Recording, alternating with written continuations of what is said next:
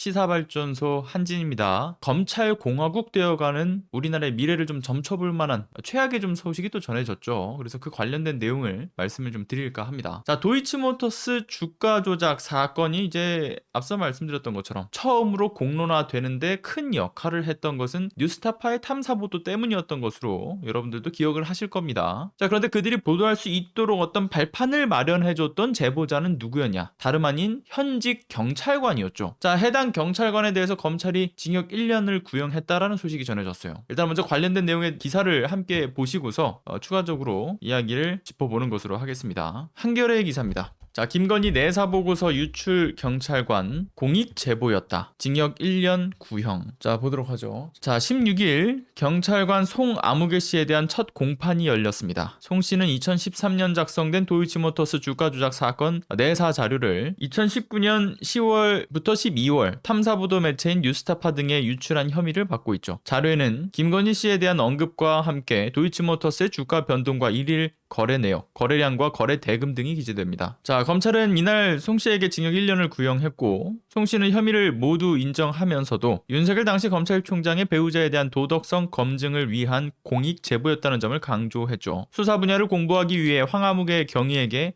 해당 보고서를 받았고 공부를 하던 중 김건희라는 굉장히 낯익은 이름을 보게 된 겁니다. 그래서 기사를 검색해보니까 당시 윤석열 총장의 배우자라는 사실을 알게 된 거죠. 자, 중요한 것은 당시 주가 조작 의혹 해명을 위한 자료를 윤석열 당시 검찰총장이 충분한 자료를 제출하지 않은 데다가 관련 사건 내사가 사실상 중단된 상태이기 때문에 고위공직자 도덕성 검증을 위해서 불가피하게 언론에 제보할 수밖에 없었음을 밝히고 있죠. 자, 송 씨의 변호인은 이런 얘기를 합니다. 권오수 회장 등 2명이 구속 기소된 점을 들어서 송모 경찰관은 묻힐 만한 사건을 제보해서 결국 주가를 조작한 주범을 처벌할 수 있도록 만든 공익 신고자가 아니었나 평가를 한다. 자, 송 씨는 지난 2월 불구속 기소되며 직위 해제가 됐습니다. 송 씨는 최후 변론에서 경찰관으로서 불의를 보면 눈을 감지 말고 진실되게 살라고 배웠다. 가치관에 대한 변함은 없다라고 말하기도 했다고 합니다. 자, 뉴스타파가 재작년 2월쯤이었을 거예요. 그러니까 도이치모터스 주가 조작 의혹과 관련돼서 보도를 합니다. 자, 보도의 근거는 무엇이었냐? 2013년 당시에 경찰 그 내사 보고서를 인용을 해서 방송을 했던 거죠. 그래서 윤석열 당선자의 아내 김건희 씨가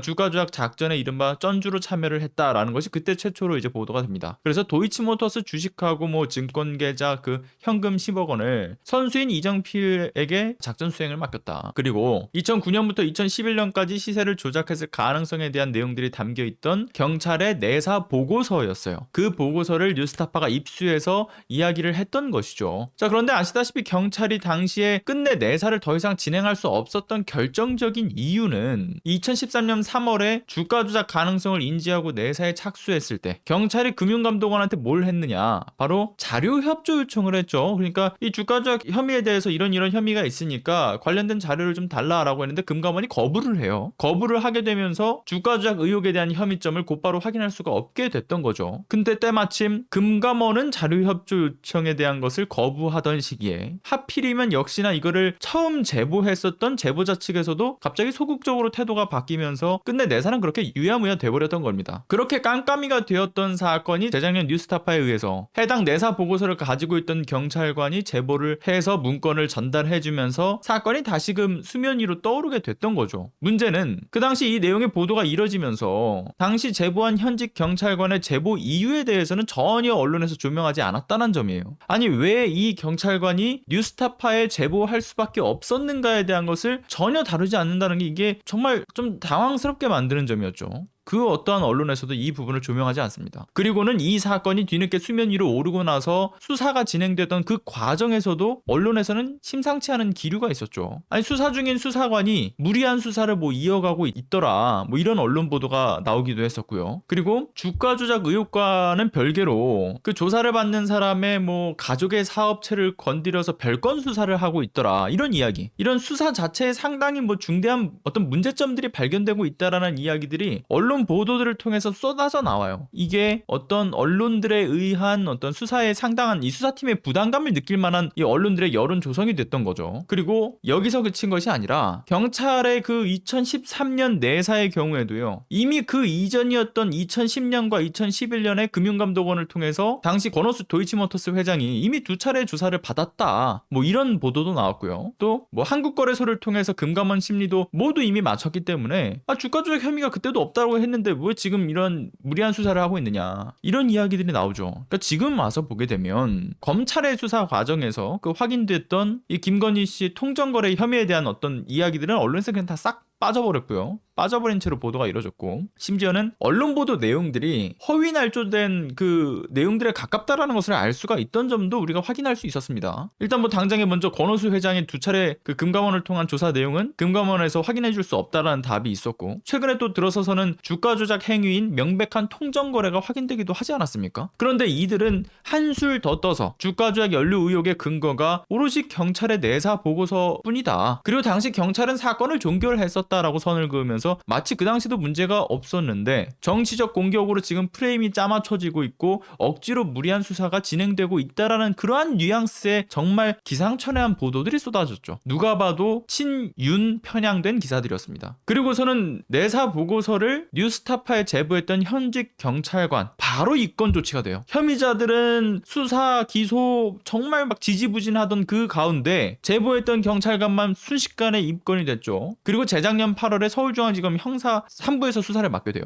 형사 3부. 근데 형사 3부에서 수사를 맡게 되는데 지금까지 그러면 어떤 식의 수사 과정을 거쳐왔는가? 이 역시 깜깜이었죠. 전혀 보도가 안 나왔습니다. 지금까지. 그런데 당선이 된 이후 얼마나 지났을까? 이제서야 해당 경찰관의 소식이 전해진 거죠. 그리고 제보하게 된 경위에 해당 경찰관의 심경도 이제서야 알 수 있었습니다. 언론이 전혀 조명하지 않았는데 과연 그때는 몰랐을까? 그렇지 않다고 봐요. 충분히 알 수 있었겠죠. 자, 송모 경찰관 그러니까 당시 2013년쯤에 간부 후보생으로 들어가서 이 추후에 뭐 이제 금융범죄 수사에 대한 특성을 좀 살려보려고 공부를 하던 시기에 2019년쯤이었을 거라고 합니다. 그때 시기에 선배인 황모 그 경위를 통해서 실제 사건에 대한 자료를 받게 돼요. 그게 아마 2019년 9월쯤이었던 것으로 기억을 하는데 그때 이제 그걸 전달을 받으면서 공부를 시작을 해요. 근데 그 공부를 하면서 보게 된 이 경찰청 중대범죄수사과의 내사 보고서가 바로 이 사건인 거죠. 뉴스타파에 제보된 도이치모터스 주가 조작 사건이었던 겁니다. 들여다보면 볼수록 이게 굉장히 문제가 많은 사건임을 인지를 한 거죠. 송모 경찰관이. 그래서 이게 들여다보면 볼수록 왜 이렇게 수사가 말도 안 되게 가로막혔는가. 게다가 사건의 당사자가 다른 누구도 아니라 당시 2019년 검찰총장 인사청문회가 한창 진행 중이었던 그리고 임명이 되었던 윤석열 검찰총장 후보자의 아내 김건희 씨의 연루 사실이 적혀 있었던 거죠. 그래서 당시 경찰의 내사가 금감원의 비협조적인 태도로 난항을 겪었던 거 그리고 거기에 또 금감원에서 이 경찰의 자료 요청에 대해서 거부하면서 했던 답변이 뭐였냐면 경찰에게 자료를 줄 수 없다였어요. 경찰 니들한테는 자료를 줄 수 없으니까 니들 검찰 통해서 와. 검찰 통해서 자료 협조 요청을 해. 이런 취지의 답변이 돌아왔다라는 것을 이 사건의 내용을 통해서 알게 됐던 거죠. 그리고 이 내용에 대해서는 제가 수차례 말씀드렸지만 그 당시에 금감원, 국세청 등 그 유관기구들이 다시 서울 남부지검 쪽에 모여들면서 그 당시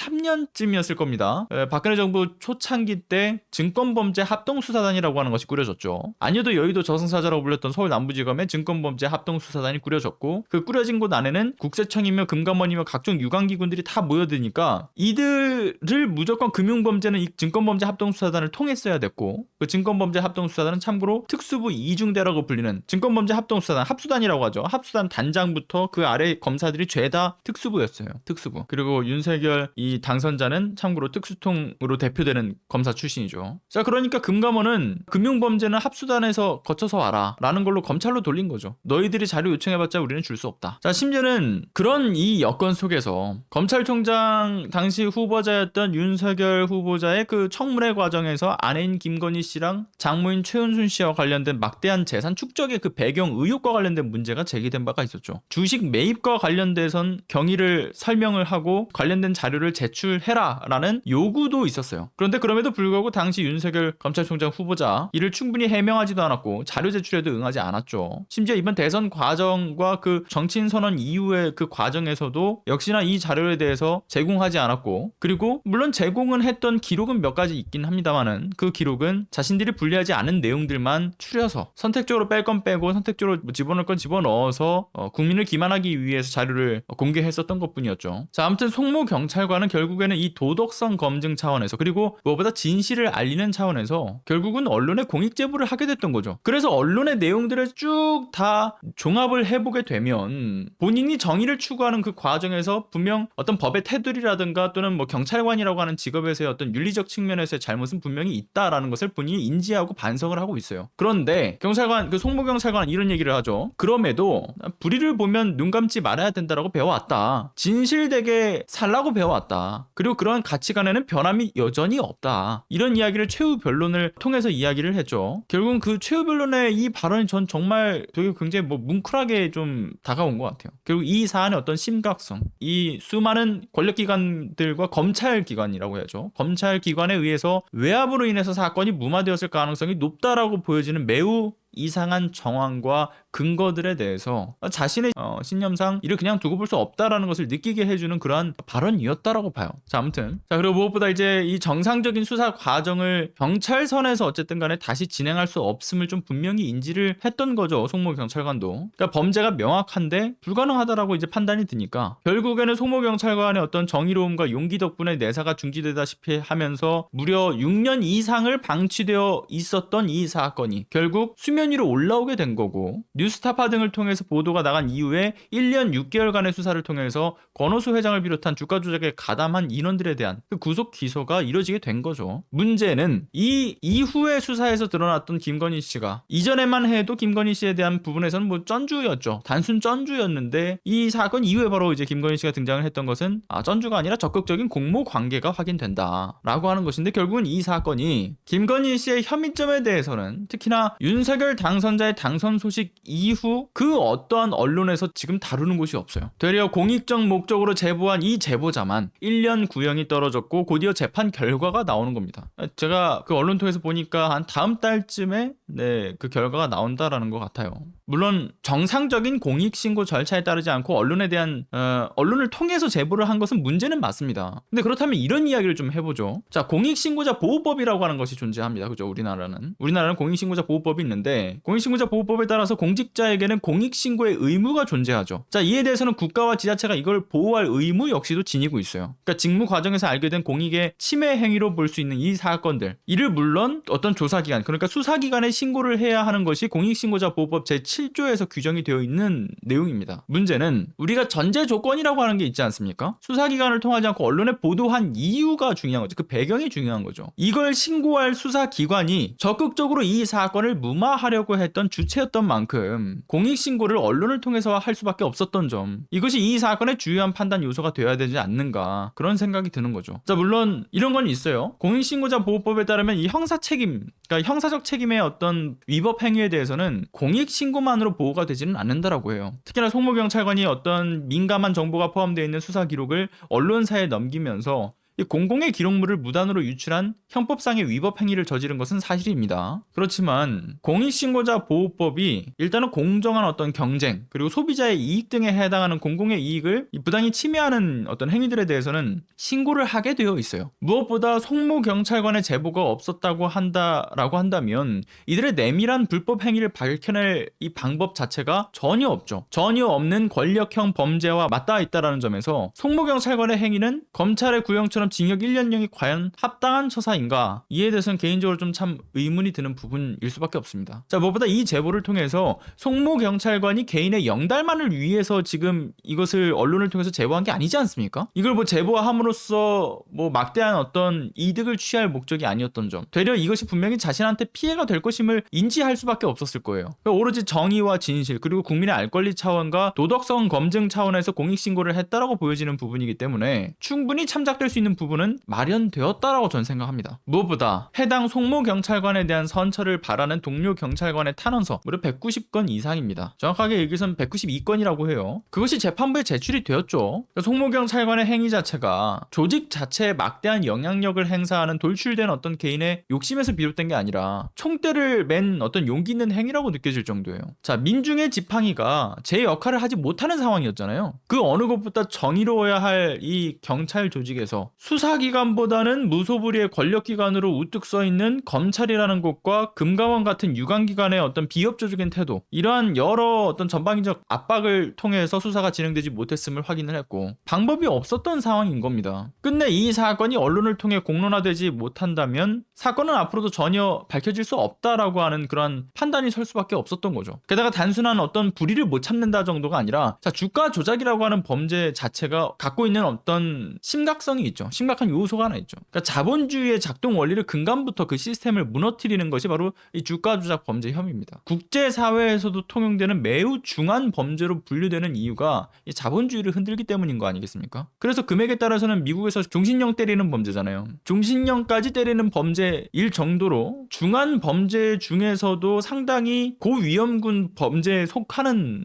범죄입니다. 그러니까 송모경찰관의 행동은 그 행위 자체의 불법성보다는 나라의 기본이 되고 있는 자본주의와 법치주의를 지키기 위함에 있었던 공익적 판단에 의한 어쩔 수 없는 선택이라는 점에서 그 행위에 대한 처벌은 부당하다. 저는 그렇게 생각합니다. 자, 그리고 이 사건에서 무엇보다 정말 중요한 것은 검찰의 기소 판단의 그 기준 자체가 매우 잘못됐어요. 자, 보세요. 제보한 제보자는 벌써 공판 절차를 거쳐서 검찰 1년 구형까지 진행됐습니다. 그런데 정작 사건의 범죄 당사자들에 대한 수사와 기소는 차일피일 미뤄왔죠. 특히 공범자로 지목되어 왔던 김건희 씨, 대통령 당선자의 배우자라는 점에서 수사기관에서 수사가 지금 더 이상 제대로 진행되지 않을 것이라는 우려도 있고 심지어 언론 보도도 전혀 이루어지지 않고 있죠. 그런데 당선 이전이라고 해서 이것이 그러면 조금은 나았는가? 그렇지도 않았어요. 전직 검찰총장의 사모님이라는 이유만으로 특혜를 받았다는 문제가 끊임없이 제기가 됐죠. 비공식 소환 조사 했지만 그 위에 뭘 했습니까? 전혀 하지 않았어요. 수사 과정에서도 이미 많이 드러났던 부분이에요. 그리고 그뿐입니까? 자, 또 다른 검찰의 판단 기준 오류가 뭐냐면, 자, 지난 검찰이 해왔던, 그러니까 특히나 특수통이 해왔던 언론과의 유착 관계를 보시면 검찰은 수사에 정말 내밀한 그 수사 정보 자료들을 모두 언론에 흘렸어요. 검찰만이 알 수 있는 자료들을 이를 언론을 통해서 흘리면서 여론을 뒤흔들어서 수사의 명분을 얻어왔던 게 지난 검찰사의 모습입니다. 검찰의 역사가 그렇죠. 그런데 그들은 여러분들이 생각했을 때 처벌을 받은 적이 있다고 보시나요?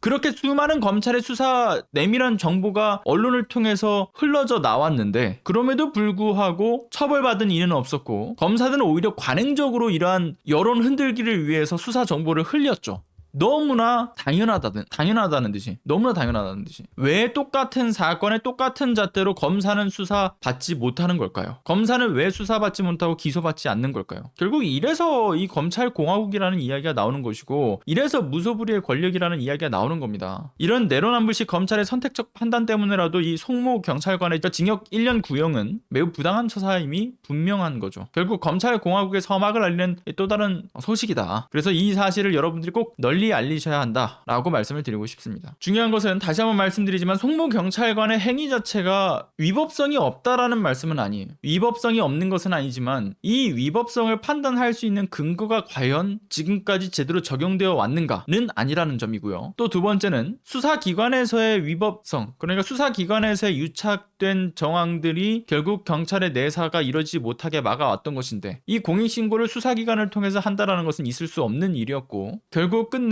찾다 찾은 곳이 언론일 수밖에 없었던 점, 그리고 무엇보다 공직자는 이것을 신고할 의무를 지니고 있다는 점. 그러니까 모든 것들을 종합해 보게 되면 이는 징역까지 살 수 있을 법한 위법 행위는 아니다 라고 저는 개인적으로 판단합니다. 뭐 경찰 내부에서의 징계 정도는 있을 수 있으나 이것이 또 직위를 해제시킬 만큼의 또 징계로 이뤄져서는 또 안 된다라고 판단하고요. 위법은 위법이나 정상적으로 참작될 수 있는 요소들이 너무 많다라는 것을 말씀드리고 싶은 거죠. 그리고 192명의 동료 경찰관들의 탄원서가 과연 그냥 이루어졌겠습니까? 그들 역시도 공감하고 있다라고 하는 것이죠. 자, 아무튼 아직까지 좋아요 안 누르신 분들은 좋아요를 꼭 좀 눌러주십사 부탁을 드리고요. 그리고 구독 안 하신 분들은 구독도 부탁드리겠습니다. 감사합니다.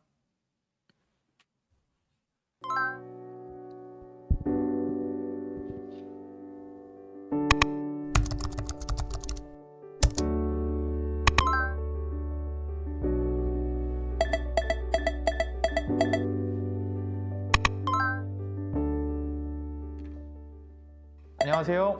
시사발전소 소장 한지입니다.